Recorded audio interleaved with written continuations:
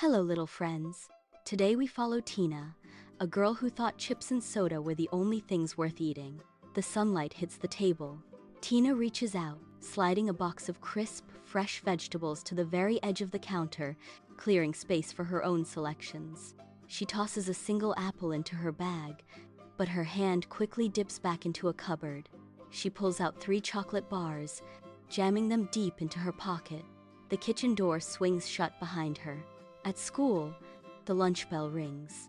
Tina sits at the cafeteria table, the plastic wrap of a sandwich crinkling in her hands. Tina does not yet realize that her energy is already beginning to flicker, just waiting for the moment to fail. The physical education teacher whistles, the sound piercing the morning air.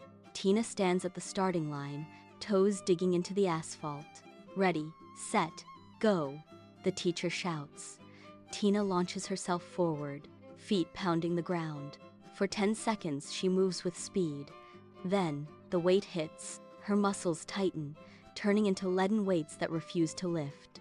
She tries to push, and finally stops near the halfway marker. She bends over, hands locked onto her knees, gasping as the world spins slightly. She watches as Riya surges ahead, feet rhythmic and light, crossing the finish line with ease. The group cheers. Tina stands alone, chest heaving, waving at the finish line, while Tina remains rooted to the spot, struggling to regain control of her breathing. The sun dipped low as Tina walked to Grandma's house, her legs still heavy from the morning. She pushed the door open, the scent of fresh earth and herbs filling the room.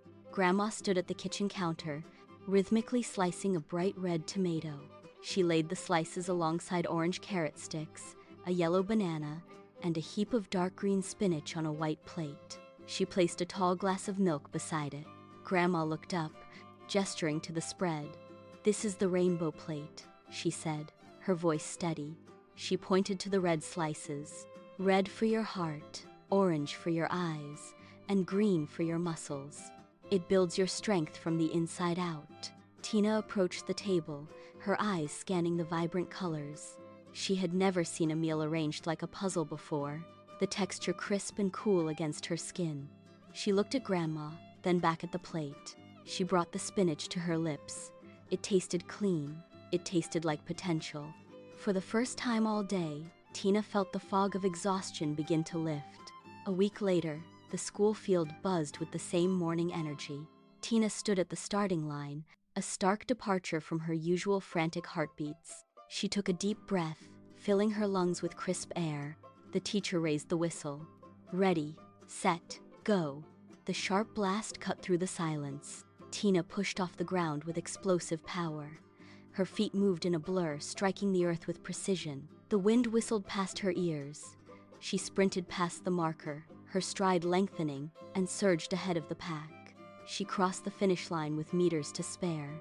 She stood tall, her breathing controlled and rhythmic. She looked over, smiling at Riya, who was still several paces behind. A surge of triumph flooded through her, sharp and clear. She had pushed her limits and found a new strength waiting beneath the surface. "So, children," she began, her voice clear and measured. Did the processed snacks help Tina find her speed? Or was it the vibrant colors on her plate that provided the strength she needed to win? You have that same potential waiting in your kitchen right now. Remember, every colorful bite you take is a deliberate step toward building your own superpower. Start your own rainbow plate today and see how far you can go. See you next time on NeethiKathe.